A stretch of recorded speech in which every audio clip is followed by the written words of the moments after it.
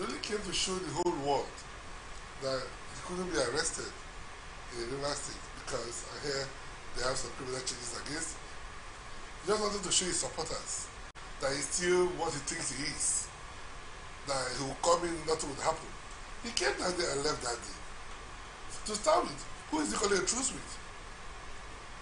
When you have decided to carry on as a Caesar who will conquer all lands and you become emperor and everybody will sing your praise, but the good thing about it is there's no longer anybody singing praise because the house has caved, the house has gone off, there's virtually no house any longer. There's a phrase we used to say, a think tank. Somebody says, there's never tank to talk of thinking. They are done with. They are not honest right now. What you have are those who are hanging on some life support because they believe they have some tickets. But now, what is that ticket worth? In the present reality, we find ourselves. Do they have a political party called APC University? No. But they have a flag bearer called Tony Cole, and some members also in the party. They held primaries in the state. That was then. I'm talking about right now. Let me also help you. Yes, they have candidates in virtually all the offices.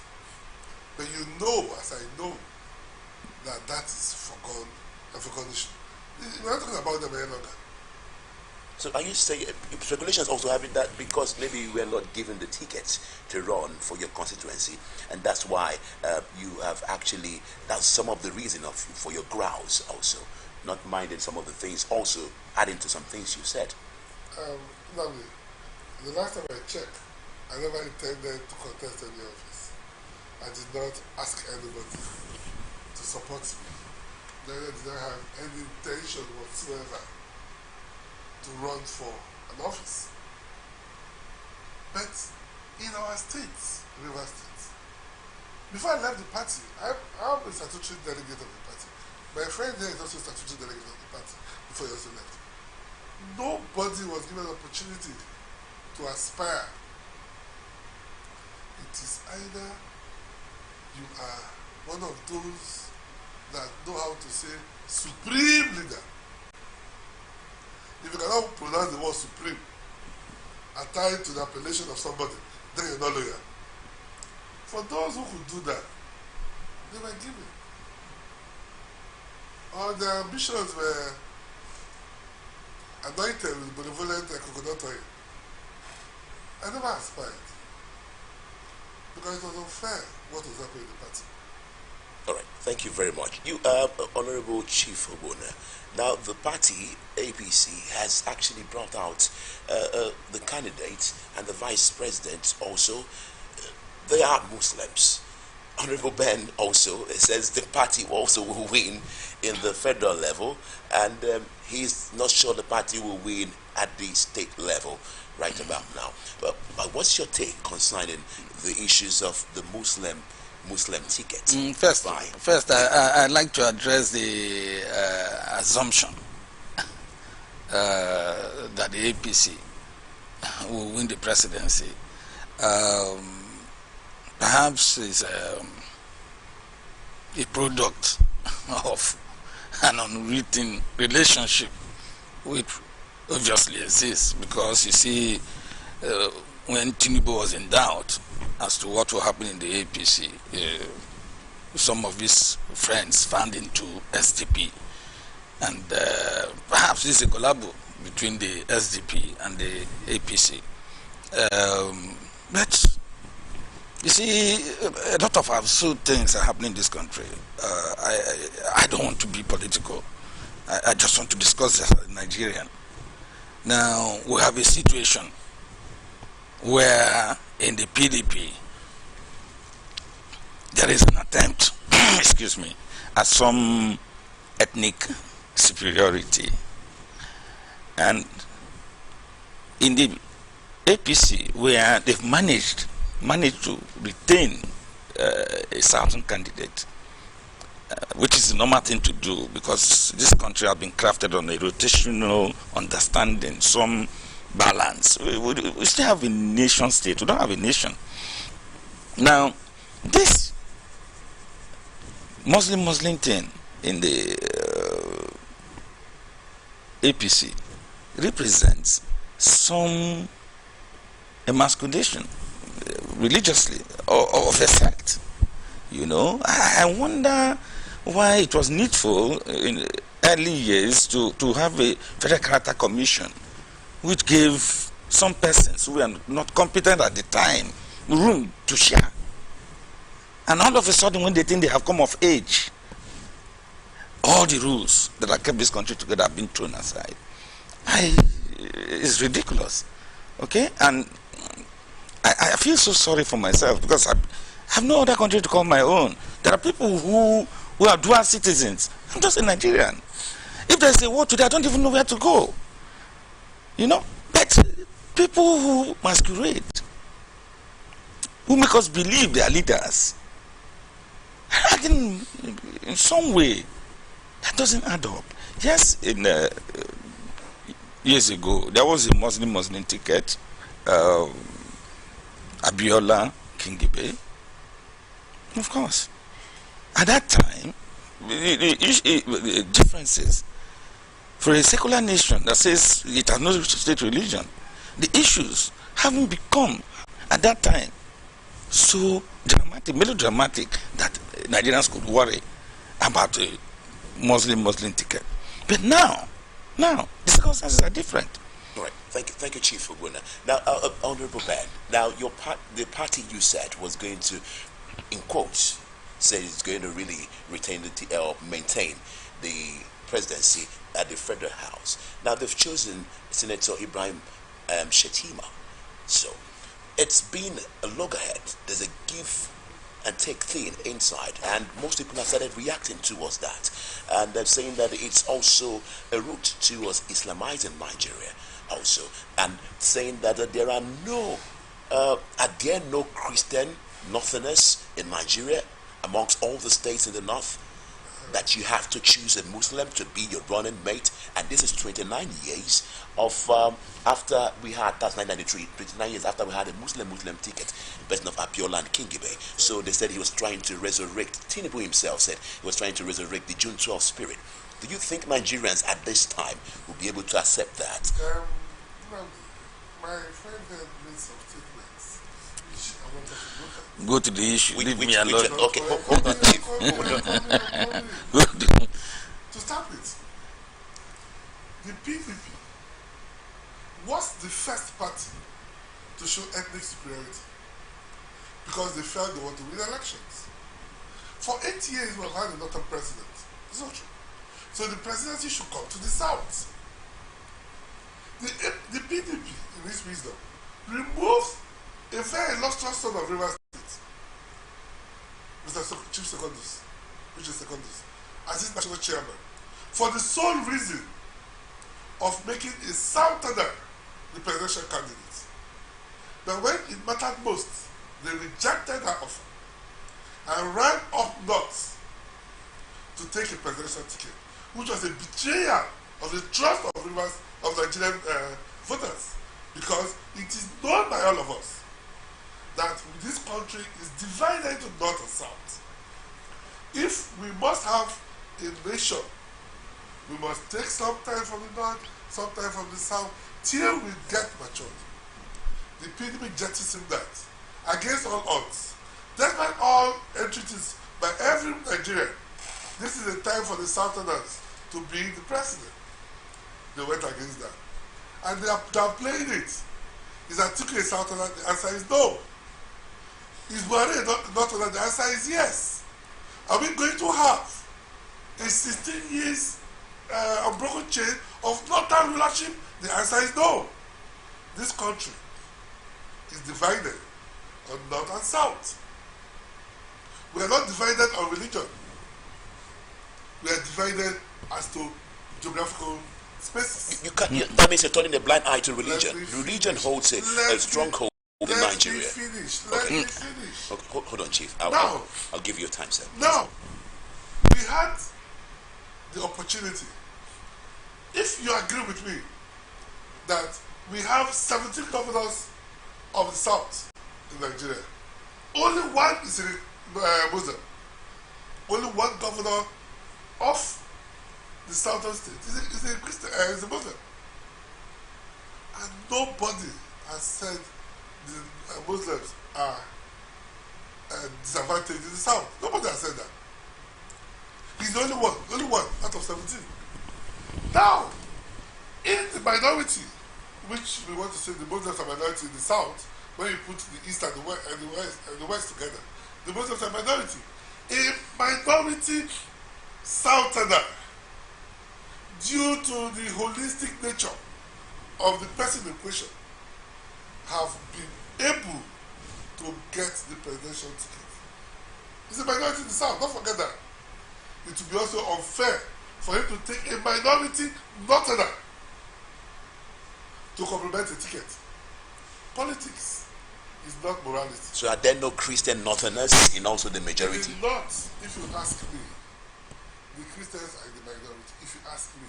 I beg to, it's contestable also, and it's arguable. Out of 19 governors in the North, 80% of them are Muslims. That's the truth. Can I come in here?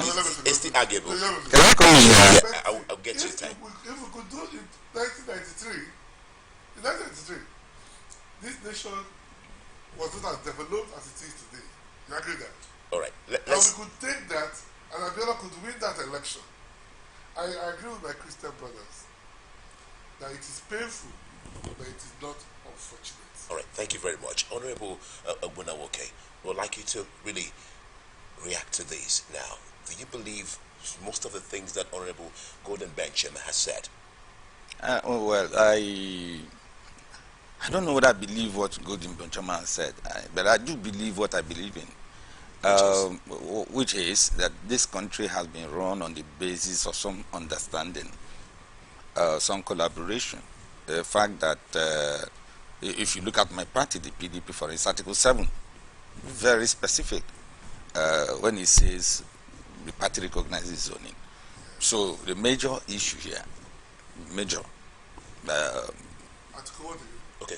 Article 7. Article 7. Now, The Constitution. yes. Now, the issue very clearly is that because of the way we are, we're a heterogeneous society, and there's been some balancing act, in order to get everyone to have a sense of belonging.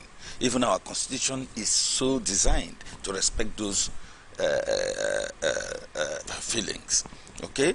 And yes, the PDP did not get it right when it decided to give power to a Northerner.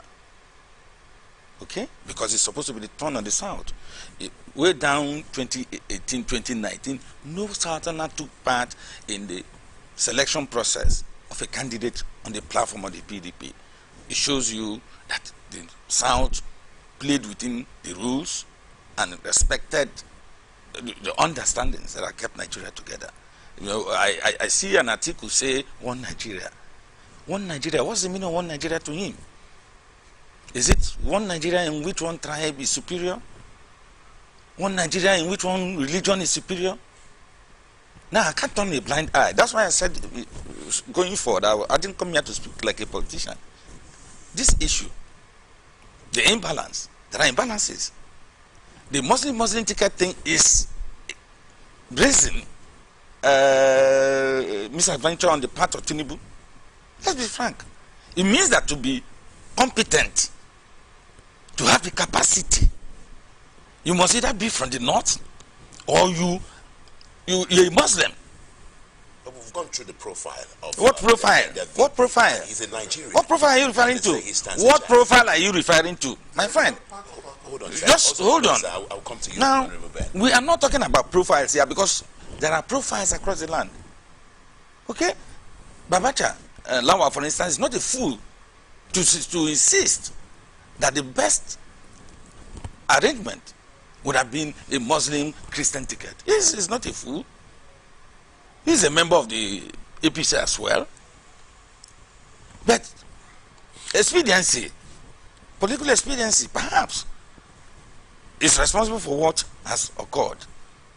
But it is a bad precedent. All right, sir. Thank you very much. Honorable Ben, now they've not really announced the VP as the running mate officially, but Tinubu has brought hints that he's going to be the running mate. Is it the fear that of the uproar that is taking place in Nigeria concerning the tickets he has taken, or does the APC stand the chance of shooting itself on the foot if they go ahead with the Muslim ticket? I'm no longer in the APC. Oh, good. But let me put it straight to you. Oh, you said that they were going to. I'm coming. You support them. I say I support the candidature of Alhaji Bola. Yes. Because Greatest defeat. for me, he's a man of competence. Now, what you see in the APC, which Tinubu is doing, is a reaction of Atiku's emergence. If Atiku had not emerged from PDP, there won't have been any need. The PDP is playing ethnic cards because they want power. Just as my friend said, in 2018, everybody that contested for the presidency was from the north, the party, because they all respected them. He also cited his party constitution, which says once the presidential candidate is from the north, the national chairman will come from the south. They recognize that. Now they have a national chairman who is from the north. How come they produce a northern candidate? That is the issue. The guilty party here is the PDP.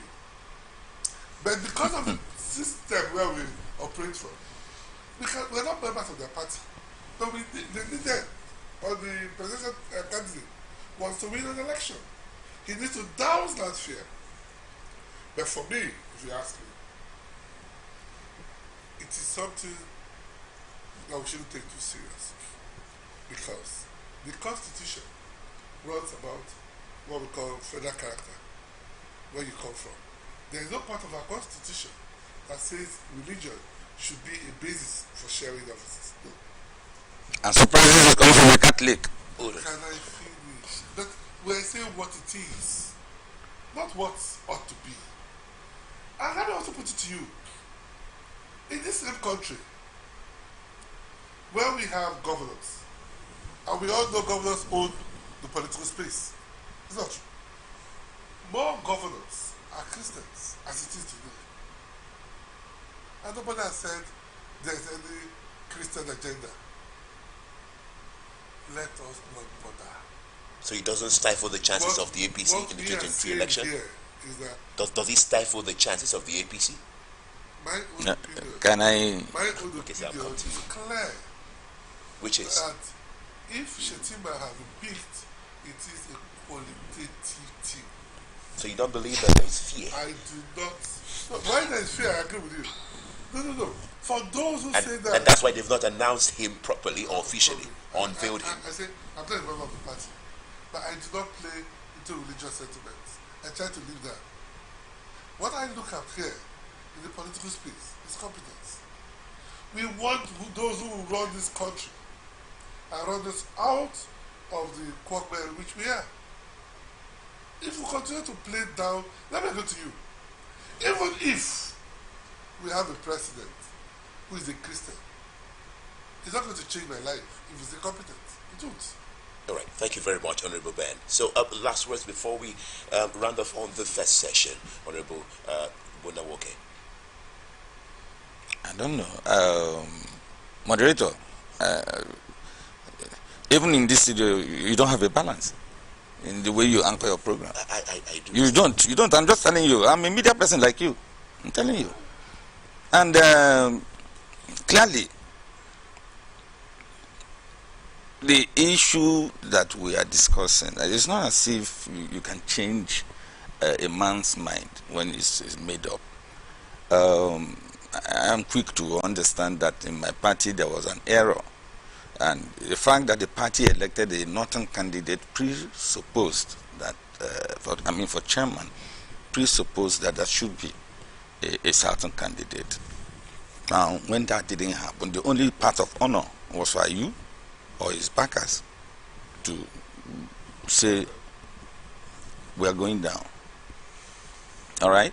And I'm acutely aware that in politics there are negotiations, there are conversations, and they are going on. When the time comes, there will be proper alignments. Okay? And so it's too early for me as a person. I know that we in the PDP we do have a very strong conflict resolution mechanism, and that once that mechanism is activated and everybody's on the same page, then we'll become a strong fighting force. Okay? Now, there's a danger in having what has happened. Article saying, I will reconcile. Reconcile what? What's the foundation for reconciliation?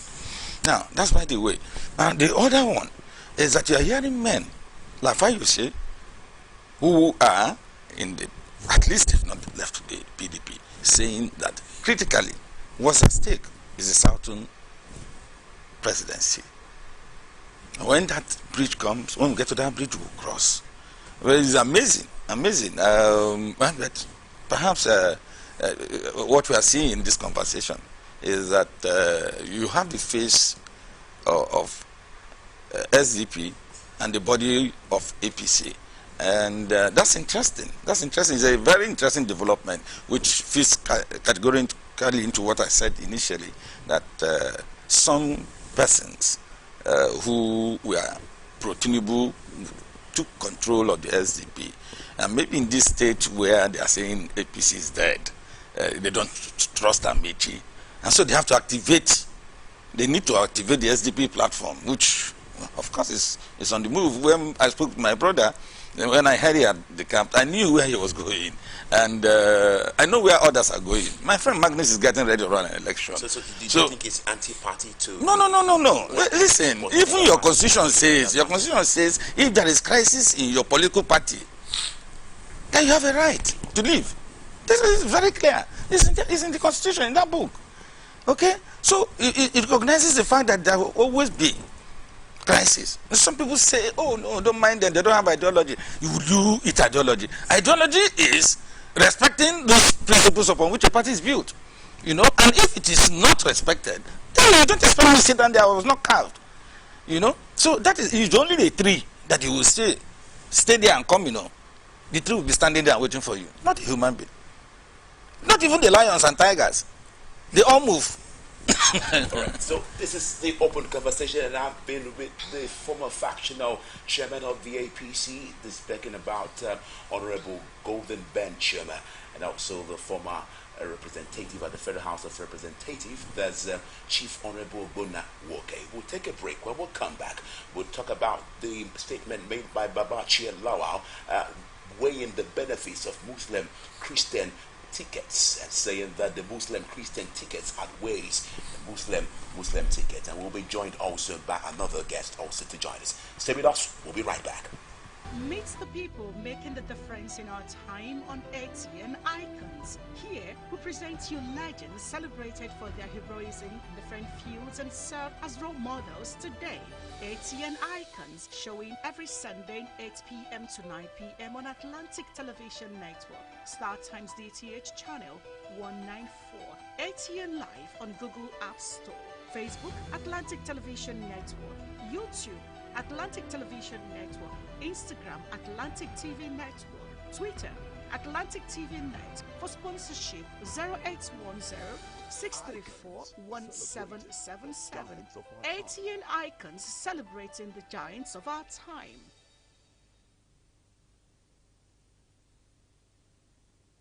From the line across the ocean to the land beyond the mountains, through the Sahara, we bring on sport news, live analysis, expert discussions on trending stories in politics, business, socio-economy, sports, and documentaries. So catch all the updates on the happenings around the globe.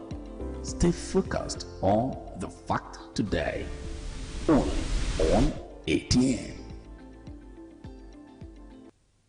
The people, the candidates, the party. the campaigns. What really makes an election year? Enough of the rhetorics. It's time for issue-based politics. 2023 elections. Who are the candidates? What do you know about them? Take a seat, relax, and join us for the 2023 elections on Atlantic Television Network, StarTimes, DTH, Channel 194, or ATN Live on Google Play Store and all our social media platforms. Twitter is at Atlantic TV Net. Facebook and YouTube is at Atlantic Television Network. On Instagram is at Atlantic TV Network. Elections 2023 from Mondays to Fridays at 8 p.m. Election 2023. We the people have a stake.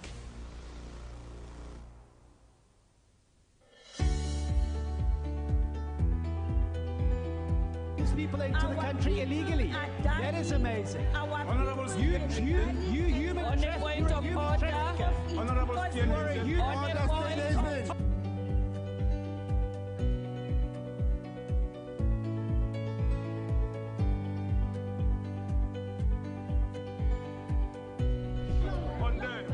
they are not picking our calls. They made up their minds. So no agreement with the EU, but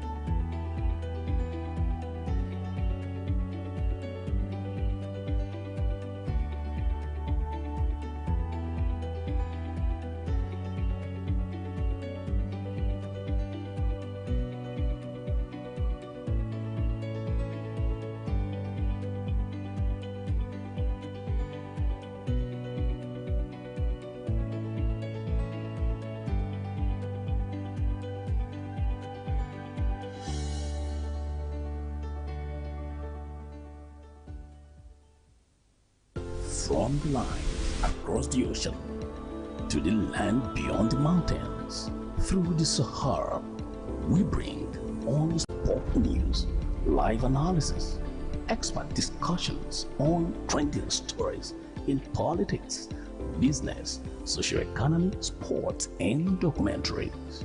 So catch all the updates on the happenings around the globe. Stay focused on the fact today. Only on ATN.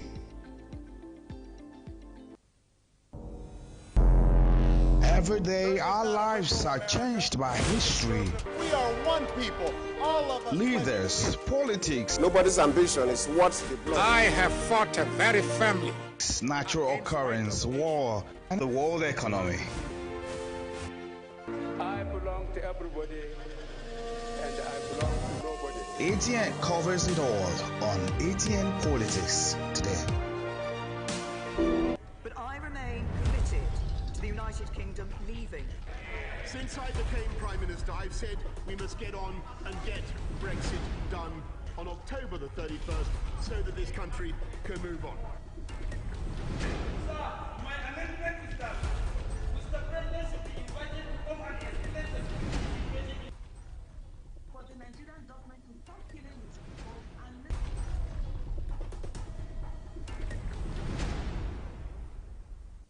Great to have you join me back. This is still open conversation. I am Namdi Uzuku. Now moving over to the straight to the issues on ground, which is benefits of Muslim Christian outweighs Muslim ticket, says Babachir Lawal. Now, former secretary to the government of the Federation, Babachir Lawal, has said that the benefit of a Muslim Christian joint ticket for the ruling or Progressive Congress (APC) in the 2023 presidential election outnumbers a Muslim ticket.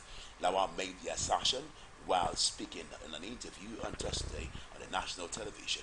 The APC chieftain, who noted that cited religion as a major and divisive factor in Nigeria, said Tinubu should seek to unite the people he is intending to govern.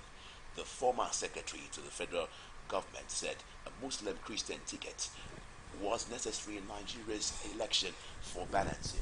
The APC chieftain, who noted that cited religion as a major and decisive factor in Nigeria, said Tinubu should also seek again to unite the intending people he intends to govern.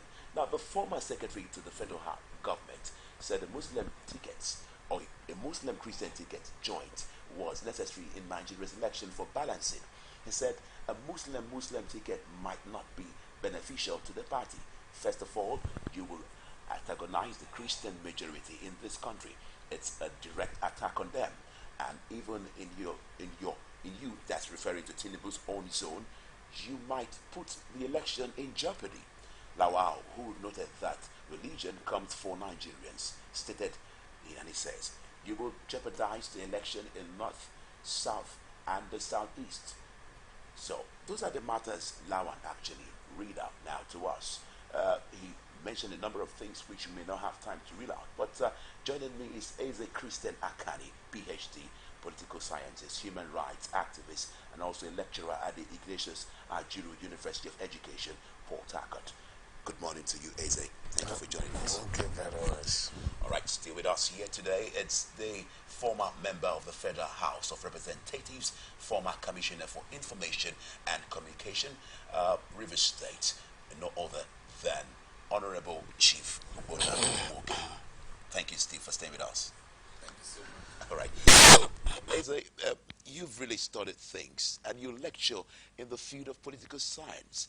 What do you make about the benefits reeled out by Lawal Babache, saying that a Muslim Christian ticket outweighs a Muslim ticket or a Christian ticket? Before I address that question, I want to give you an information. The problems we are having in this country can be located in the womb of colonialism. Among other things, colonialism distorted our economy, our pre-colonial institutions, and incubated a crop of ruling class that will be devoid of extremist elements that will take over from them. So those that inherited political power to take over, to handle the post-colonial state we call Nigeria today, they have many characteristics. There are many. One of them is that they don't have control of the grassroots. Two, their main aim is appropriation of private property. And how do they do it? Because they don't have any entrepreneurial skill. They are not engaged in production. They now have a firm grip on political power. Now, in order to sustain this political power, they have to engage in primordial sensibilities. And these have been the current thing right from 1960 now. Primordial sensibilities, religion, ethnicity, regionalism, and other things that can make them sustain themselves in power. When they are going for power, they give the impression that they have the mandate of their people. But as soon as they get into political power, they forget the people. And that is why you hear things like religion. The bourgeois class in Nigeria of national extraction are giving the impression that the religion, modern religion, they want to protect it for themselves and for the whole polo in the north. But this is historical fallacy. For instance, the north has ruled for many years in this country, but the incidence of poverty is very high there. Why? It is assumed that they are going for the interest of all Muslims in the north. But when they get to power, they won't do anything. Why is it that the Niger Delta that is crying, the poverty rates cannot be compared to those in the north? So, whether Muslim or Christian, they belong to the same class. What animates them is to have a firm grip on political power. When you have political power, you cannot consolidate your economic power. This is why some of them will be a member of a political party today. And when they see that their political vision cannot be actualized, they run to another party, which is contrary to the main tenets of political party. And that is why we're in trouble. As the discussion goes on, we will begin to see that what they are saying is just to blindfold us. A historical fallacy. Unfortunately, we have a fooliship that is trivialized. Let me stop it there. All right, thank you, Eze. Now, Honorable Gona, you've been at the floor of the House, and they say the House is made up of both Christians and Muslims. And the running mate of Tinubu being a Muslim does not really matter. Him himself being the flag bearer has a Christian as his wife. Not only that, he also has a pastor. So he says that the interests of the Christians will be protected. Do you agree with this fact? Well, the issue is that in terms of religion, particularly if you are discussing Islam, there are people who are extremists, there are people who are moderates, and you can also find them extreme on the Christian side, who hold so strongly to their faith that they don't understand that we live in a secular society. Clearly, I don't want to disagree with Doc. He has provided a clear historical background, maybe something you cannot easily assail. But I haven't found myself in this practice called politics. I do know that perhaps, except for people who see it as some trade, some business, it's serious business. You know, you are talking about managing humans, you're talking about managing resources, you're talking about driving the goals of state. What are the goals of state? And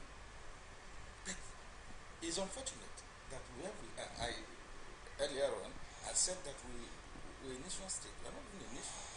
And the issue that some of these contesting variables are in the mix, because perhaps some level of underdevelopment, some realization that if atmosphere is nothing, some persons acting the ethnic script or acting the religious script are likely to conscript the agenda that is Nigeria. Now, Nigeria is what it is because we have managed, it is a marriage between a husband and a wife. You give, you take. And those who are screaming about Muslim ticket do not by any means say competence has not been protected, do not by any means say ability has not been protected. But they are saying that given the nature of Nigerian society, I'm a news person, I'm a journalist, and my training makes me see the fact that the media is a mirror of society. Therefore, the political establishment is also a mirror of that society. The educational structure that we have in place is a mirror of our society. In so many ways, you will find something Nigerian about the issues that we are discussing. So are you of the view that the Muslim-Christian ticket, with what you've just said, outweighs the same religious tickets? Let's not pretend. Let's not pretend. Some of the positions might be primordial. That you see, there's no man who hears that his mother has been misused severally by a man who is happy. So it's an African saying. Now, the point is this. I can give it to Tinubu. He comes from the Southwest.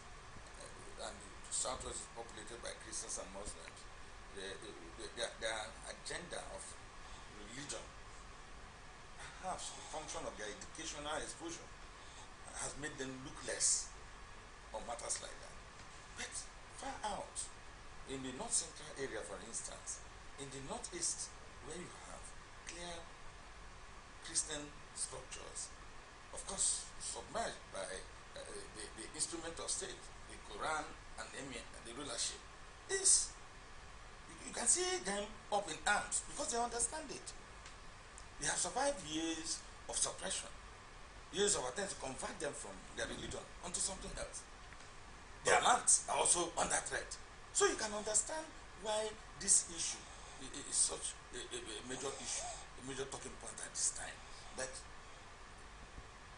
what Nigerians are looking forward to is finding leaders who can solve problems. Okay. We have problems. We are unable to deal with ASU's problem. We are unable to deal with insurgency. We are unable to arm our soldiers. We are unable to take care of lives and property, which is one of the clearest things that any government swears to. Okay, Chief Eze, now the point you've really read out actually tilts to the point that we want competent people, just like Honorable Obunawoke had just said. And in doing this right now, we're ignoring part of the country which has its base on religion somehow. Do you think so? No. I like the statement he made. He said he's a journalist. And considering the nature and character of the society, we should listen, mirror what is happening in the society. Yes, that nature and character was created by the bourgeois class for their own interest. That from 1960 till now. Because they don't have any popular base. They don't have any productive base. Look at from 60 till now. Any member of the ruling class that has a firm economic base without recourse to politics. Because when they say, oh, they deprived me, they made me not to win because I'm a member of this ethnic group, that is emotional. It has a way of whipping the sentiments of other people. Oh, don't you see Muslims are ruling? Muslims are ruling. We Christians, are we not part of Nigeria? Because they have been deprived in the election. So they have created this thing. But what is important for us to know is that when they will reconcile their differences, you will not be there. I will not be there. Okay. So what is important is that Nigeria should not be hoodwinked. I'm sure he was a member of the National Assembly, and he knows what I'm talking about. So Nigeria should not be hoodwinked. The only way we will do is to open our eyes, have a critical, objective analysis of the Nigerian situation. They shouldn't be deceiving us again. Unfortunately, the followership is commodified now. It's trivialized. So are you saying that you're a supporter of the Muslim? No, that is mere trivialism. To say that before you condemn must be a Muslim, it must be a Christian. No, that is the gimmick of the bourgeois class. All right. What we are saying is that following the rules in the constitution, no matter how bad people say, in the electoral laws, who is competent should be elected, whether he's from this area or this area. Nigeria needs a leader that is foresighted, that is competent, and that is responsive. Now, before I stop, if we have a society, a political party, what is happening is also a condition of the nature and character of the political party. If members of the two political parties were responsive to the yearnings of the people,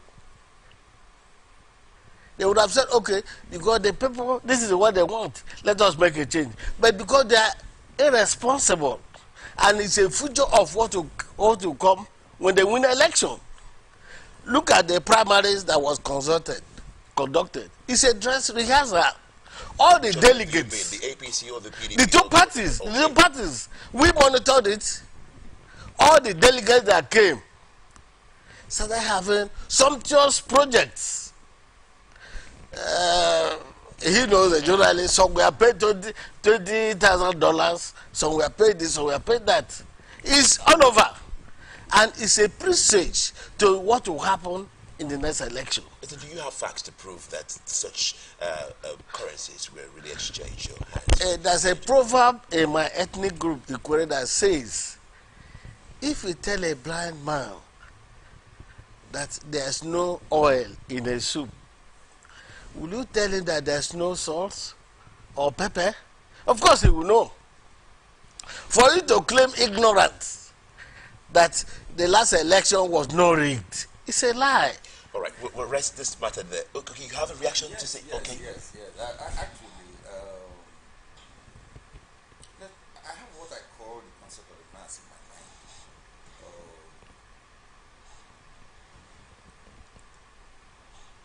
Go back to the 60s and move from there, project forward. The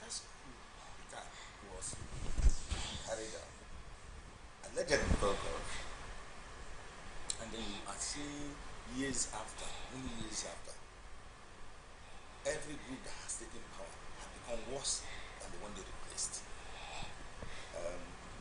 Because you see, it makes me feel, because some of the times they blame the bourgeois, yes, of course I understand that we're a society. Those people, I was in the house for instance, my job was to make laws. And I had a constituency that wanted more money to bury their dead, money to train their children, money to take care of health-related issues. Because the reason I'm speaking is that, yes, he made an allusion that I was there, and I was. And I have come, on one side, my journalistic mind tells me I'm a critic, and I have done so. My political mind tells me I have gotten involved, so I'm a participant observer. If you were to look at it from the point of view of research, I understand both ends, having come from those very backgrounds. So I understand what it is to put the blame on leadership, but I also understand what it means to have followership that is, use his words, so responsible. Because both go hand in hand. If a man, let's say, Baptiste, competent, who wants to talk to the people, who wants to represent the people should be looking at what is coming from his head, not just what is coming from his pocket.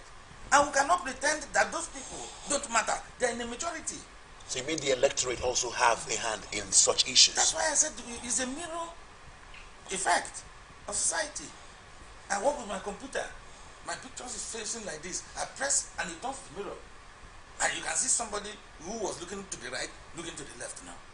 This is just a common example of what plays out. Okay? All right, sir. Thank you. One last word. I was young when I was in Mansa. I was like 27, 28. And we went to the field asking people not to take money. Do you know what happened? They didn't listen to us. But when we went back to the field after study to say, take their money, vote your conscience, thing cut up. So what does that tell you about the society in which you're operating? That we put everything hook, line, and sinker. There is a leadership. Leadership should play its role. That's a followership. My people have a saying, and it is saying, there is not the one who is there whose neck is threatened. Even the living, their necks not be threatened. All right, sir. Thank you very much. With that, we move over to the next issue we have on ground, which is in Osun State. Wike Makinde absent as Atiku Okowa Ayu Tambowa storm Oshobo for PDP's Adeleke. Now, the leaders of the People's Democratic Party, PDP, on Thursday stormed Oshobo, Osun State capital, to canvass votes for its governorship candidate in Saturday's gubernatorial election, which is supposed to be taking place tomorrow, and there's barely 24 hours to that. Now, the team led by the party's presidential candidate Atiku Abubakar, former Senate President Bukola Saraki, also Governors Aminu Tambowa, Sokoto State, Ifeanyi Okowa, Delta State, Godwin Obaseki, Edo State, and Doye Diri of Bayelsa State, while Rivers State Governor Nyesom Wike and his Oyo State counterpart Sheyi Makinde were not on the roll call. However, Governor Nyesom Wike of Rivers State was noticeably absent.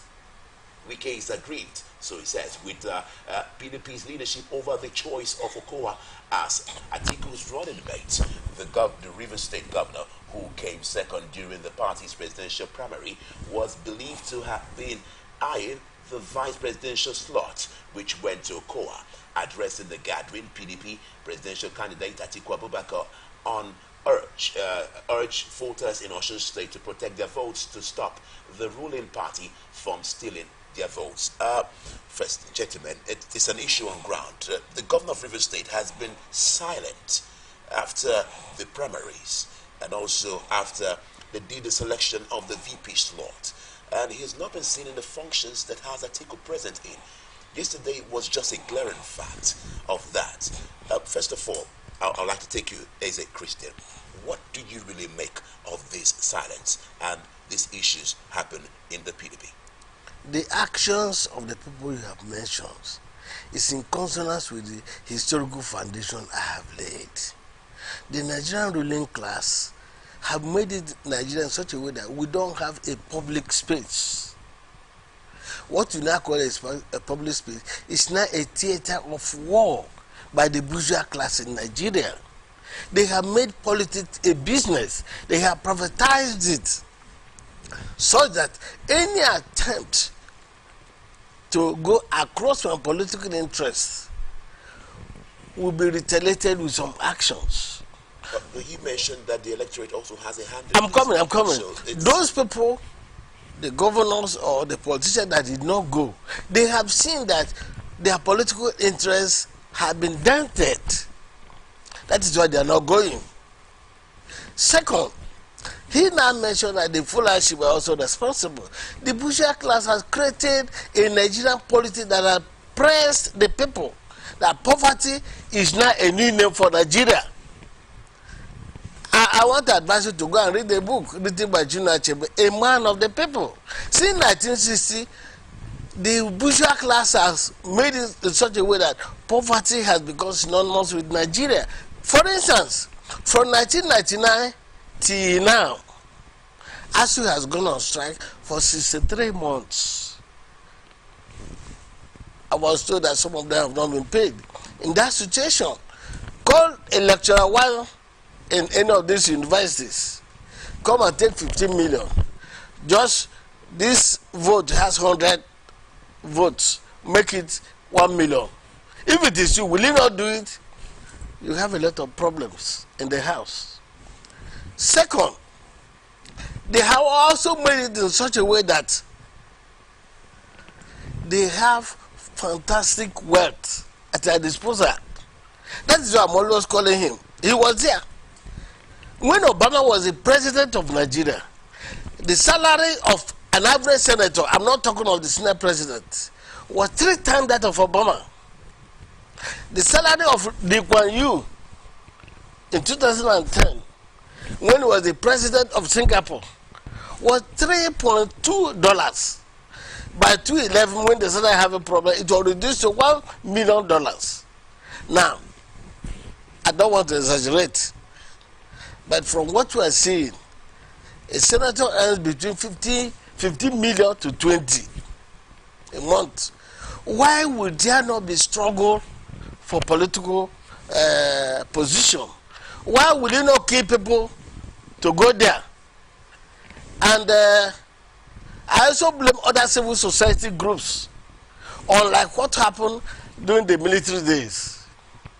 Because of poverty, every person is looking for what to get. But I must warn, you see, when a dialectical process is in motion, nothing can stop it. It may be delayed. Look at what had just happened in Sri Lanka, where the dialectical process forces went even to the mansion, or what you may call Aso Rock today, and forced the president out. It is not unlikely that it will happen in Nigeria if the poverty rate keep on piling. All right, sir. If we keep on dishing out an army of unemployed people, a time will come when there will be a revolution. Thank you, Eze. Honorable Buna, now we understood that some governors were here last week. They called them the 3 wise men to visit Governor Wike. Yes, in quote. I don't really know about it. I don't even know why they actually tagged them the 3 wise men. And they came to see him. Now, they were from the opposition or the ruling party, APC. And we understand that the governor has been silent. And he's been having series of visits also. Okay. It doesn't matter what platform you find yourself. The formation of the Nigerian Governors Forum tells you something that has shared interest as men who are governing states. So comparing notes, as we say in journalism, is nothing new. Now, that people are limping out of water so quickly. They're saying, oh, all of these are indicative of the fact that Governor Wike is on his way out. And the question I'd like to ask any rational mind, if he has candidates, Is he going to turn his back on them and walk away? So it doesn't look likely. No, but he may go with his followers, don't you think so? Go where? Go where? The man, I am, all right, let me rely on his own remarks on the platform, on the rostrum, that day. Wike said, no matter what happens, he will remain a loyal member of the PDP. Okay? So why is he not appearing? Maybe give me some time so I can lay this past properly. Okay. Then you do the scoring afterwards. Now, see, the thing is, it is not the choice of a vice presidential candidate that is the point at issue. It is how. It is the how. Okay? A man sits on his own, you approach him, you create impression, oh, you want to. Of course, if you look at the votes cast in the PD convention, the margin, you will know that there are people, a segment of the party, that Atiku's actions at this time are tried to sideline. And of course, you expect them to. They have nothing to do whether you're a member of the ruling class or not. When you have your back to the wall, my brother, you fight back. That's the way it is. So you made the governor is still aggrieved? Listen, I'm not aware that there have been any successful encounter between Wike and Atiku.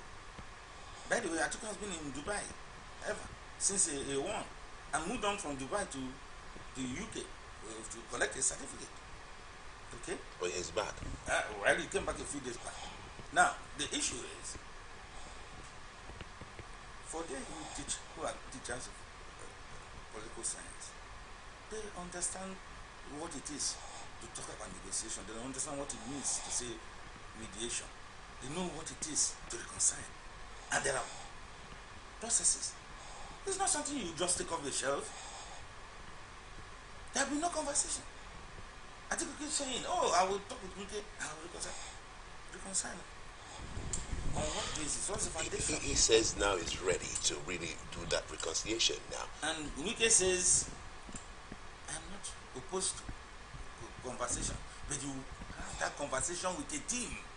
The reason is that initial conversations between both men, maybe Wike kept his own side of the bargain by not saying anything, but the attitude of Atiku suggests something else. So Wike says, okay, you want to talk to me, you talk to the team, which means he's a team player. He has people. Some say it's a Wike gang. So will his actions right now affect the elections tomorrow in Osun State? Well,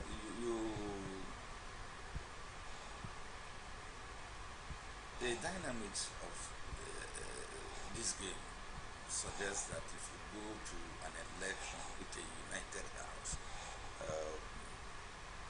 and every person playing his role, there was a time when Governor Wike would get up and say, hey, look, INEC, you know what you're trying to do.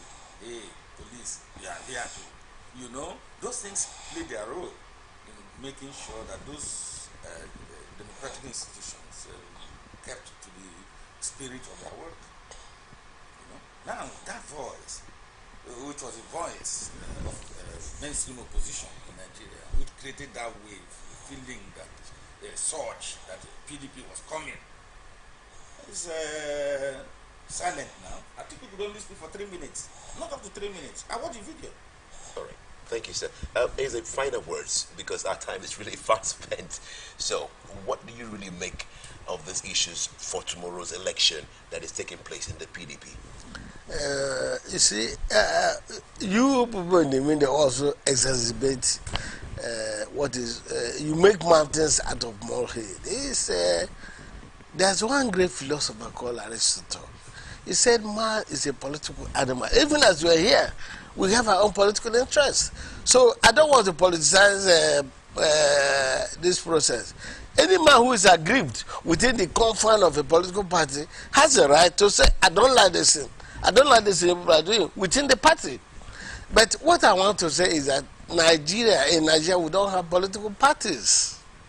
we have business partners. I'm saying it because the definition of a political party is a group of people who have come together based on political ideas, which you may call ideology, for the main reason of remaining in power, such that being convinced of the ideology, it becomes very difficult for you to move from that party to another party.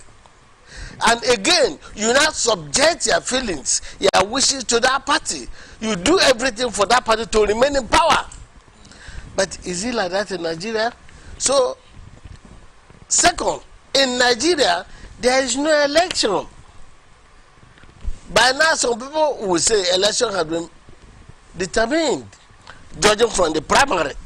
Because if you are cooking, the way you organize how you are going to cook, bring water, bring firewood, will tell me whether that soup will be sweet or not. Correct. But from now, I am not confident that there will be free and fair election either in the next election or in this election. Ocean State. Right. Yes. Thank you. But the reports that are coming from civil society in Ocean right now indicate that every step, every necessary step is being taken to ensure free and fair elections. At the end of the election, you will see whether a prediction is true or not. Yes. Now, the other thing to say here is that INEC is upgrading. Everybody knows. No system can be as perfect. INEC is doing what it can, independent of government, to bring the reputation of our elections into cognizance. And I think we should recognize that fact. Now, beyond that, the political parties, I shied away from telling you anything when you ask me your issue. But I've noted one thing, that the House that is divided against it cannot stand. Now we saw that in Ekiti. Correct. We saw it in Ekiti. The result wasn't the kind of result that the PDP would have expected.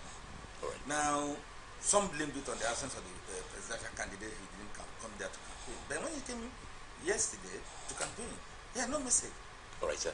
Thank you very much, sir. Our time is fast spent, actually. So this is open conversation. We're calling it a wrap today on the discussions. And Sunday we'll be with you. But before we go, I'd like to thank also the human rights activist, lecturer, Ignatius Ajuru, University of Education, Port Harcourt, and also a PhD holder in political science, Eze Christian Akari. Thank you so much for coming today.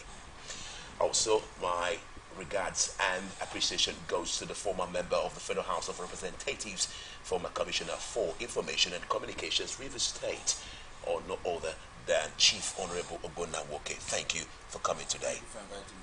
All right, so you out there also, thank you for staying with us all through. In case you missed any segment of this program today, you can join us on all our social media handles. Twitter is at Atlantic TV Net. Facebook and YouTube is at Atlantic Television Network. Instagram is at Atlantic Television Network. Remember that peace and unity are the pathways to progress. I remain Nnamdi Uzuku. God willing, see you on Sunday.